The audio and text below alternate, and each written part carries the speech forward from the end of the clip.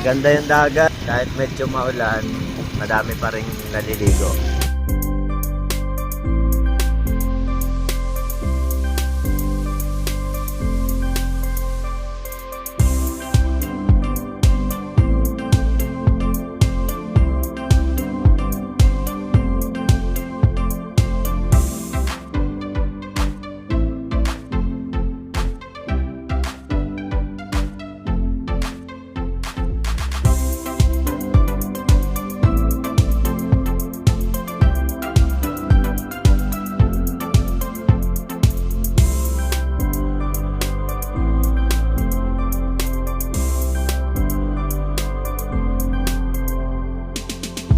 So, andito na tayo. Ito yung sinasabi ko na walang masyadong tao dito sa lugar.